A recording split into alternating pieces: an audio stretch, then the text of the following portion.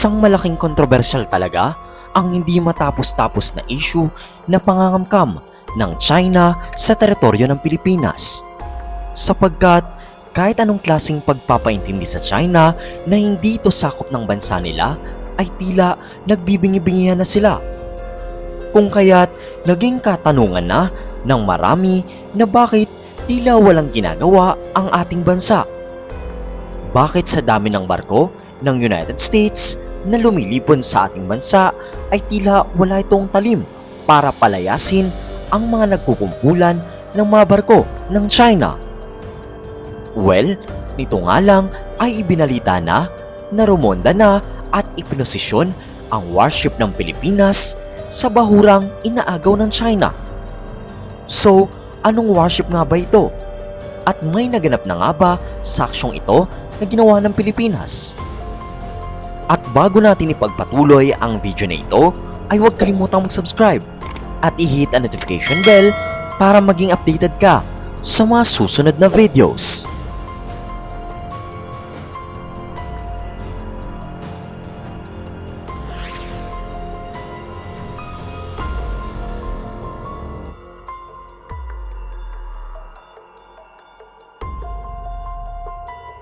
At dahil nga sa sunod-sunod na talaga ang pagpuposisyon ng China sa mga bahura natin, ay mas lalong naalarma ang ating bansa.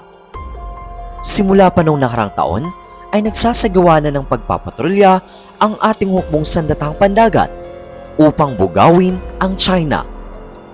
At ngayong araw nga lang ay idineploy na ng Philippine Coast Guard o PCG ang pinakamalaking aluminum hull offshore patrol vessel ng PCG, which is kilala bilang BRP Gabriela Silang. Simula ngayong araw na ito ay magsasagawa na ito ng 2 linggong misyon sa Batanes at Benham Rice. Ayon nga sa ating PCG spokesperson ay isasagawa na nila ang misyon ng BRP Silang upang ipakita ang maritime domain awareness at mas paigtingin pa ang presensya ng PCG sa hilagang bahagi ng ating bansa. Sapagkat tila nakakalimutan natin na hindi lamang sa West Philippine Sea ang tinatarget ng China. Bagkus, maging ang bahura din sa bandang Batanes ay mainit na rin sa mata ng mga Chinese.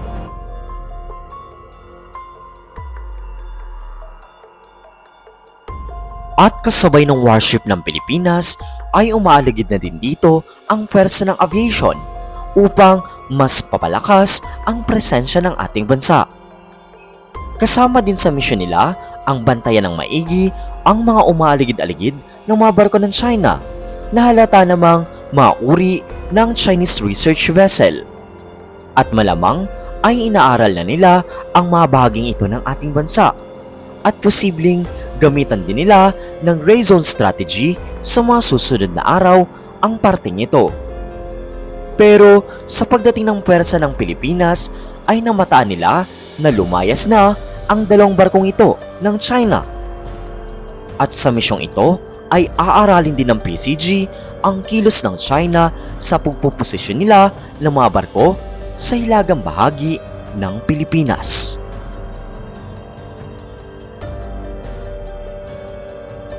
Mas kilalanin pa natin ang warship na ito na ipoposisyon sa Batanes at Benham Rice. Ang BRP Gabriela Silang ay isang barkong pandigma ng Philippine Navy. Ito ay isang corvette class na barko at kilala ito sa pangalan ng bayaning Pilipinang si Gabriela Silang. Ang warship na ito ay isang bahagi ng modernisasyon ng Philippine Navy upang mapabuti ang kakayahan ng sandatahang lakas ng Pilipinas sa pagpoprotekta sa teritoryo ng ating bansa. Ang warship na ito ay kilala para sa kanyang kahusayan sa pakikipaglaban sa iba't ibang klase ng kondisyon ng karagatan at sa pagganap ng iba't ibang misyon tulad ng maritime security, territorial defense, at humanitarian assistance and disaster response. Sinasabi nga na hindi lahat ng barko ng Pilipinas ay may kakayahang suungin ang bahaging ito ng Batanes at Benham Rice sapagkat literal ng malakas talagang current ng alon dito. Ang BRP Gabriela Silang ay nabigyan nga ng pagkakataon na suungin at tanggapin ang misyon sa lugar na ito. Kilala rin ang warship na ito bilang BRP Conrado Yap. Ito ay bahagi ng Jose Rizal class of guided missile corvettes ng Philippine Navy. Mahalaga talaga na modernisasyon ng naval forces ng Pilipinas ay paigtingin upang mapanatili ang seguridad sa karagatan, lalong-lalo na sa harap ng mga issues sa West Philippine Sea at iba pang maritime disputes sa ating rehiyon. Ilan pa nga sa feature ng BRP Silang ay ang mga armaments nito, gaya ng anti-ship missile system, closed-in weapon system, automatic cannons, anti-aircraft guns, torpedo launchers, at electronic warfare system. Maliban pa dito, isa nga ang Bao de Masinloc o mas kilala bilang Scarborough Shoal sa naging usap-usapan nitong nakaraan lamang sapagkat sinubukan na namang gamitan ng intimidation tactic ang barko ng Pilipinas. At sa pagkakataong iyon ay barko ng Bureau of Fisheries and Aquatic Resources o BFAR ang napagdiskitahan nila.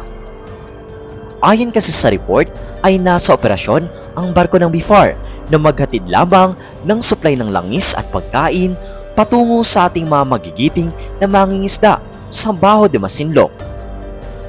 At habang patungo sila sa lugar na iyon ay bigla na lang nagsulputan ang mga Chinese Coast Guard at militias upang harangin ang ating barko. At isa nga ito sa mga tagpo na nais masolusyonan ng ating mga bantay dagat. Hindi pa man nagsasagawa ng mas matinding responde ang Pilipinas gaya ng gagamitan ng kamay na bakal, pero ipinapakita na nila dito na kahit higit na mas malaki ang barko ng China ay handa itong tapatan ng ating dakilang mga PCG.